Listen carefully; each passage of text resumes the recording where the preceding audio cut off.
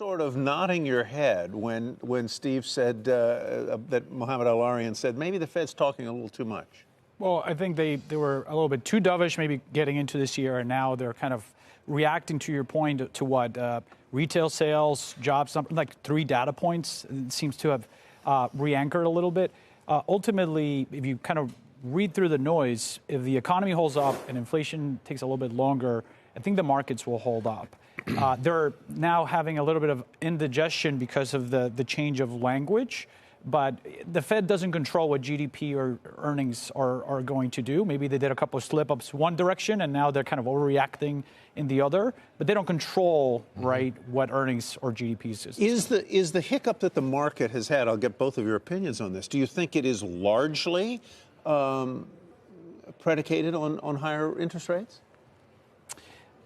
I think that if the big change would be if they now tell us that they might have to hike. I think that really would be a big change. Otherwise, you think the market can continue to make headway. You've got a good economy, you've got good corporate profits, you've got inflation, okay.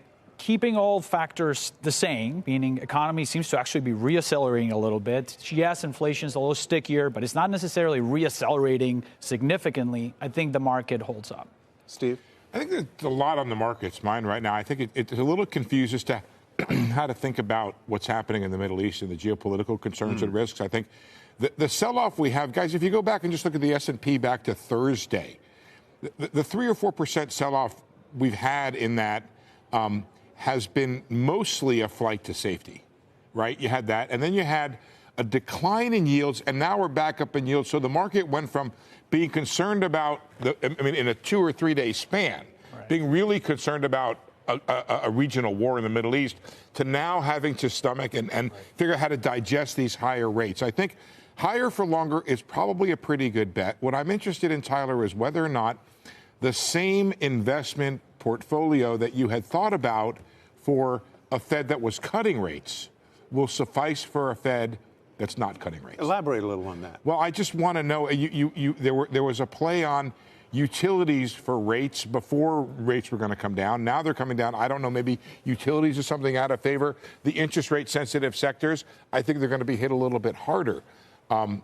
Maybe the autos, maybe the housing. A lot of this is speculative because at the same time you battle these higher rates, you have what Andre was talking about, which is this better economic growth and earnings. I guess it does. I work on an investment committee for a charity on which I serve on the board.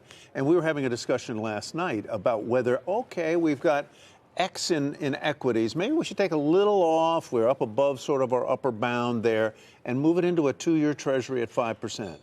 Yeah. Sounds like a pretty good little move. And I'm just going to, before I answer, underline that, which is higher for longer means the challenge to stocks from the risk-free rate goes on for longer.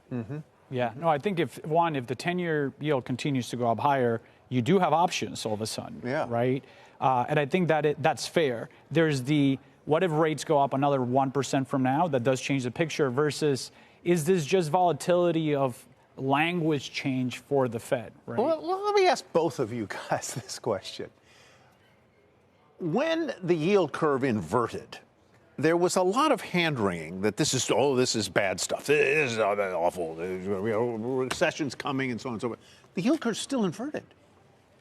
Yeah. And there's no recession. You know, what's really interesting is that how many people said the Fed were wrong in raising interest rates to where they are now? You're going to kill the economy. Look what you're doing. Inflation's still fairly sticky where rates are now, and the economy's been fairly resilient.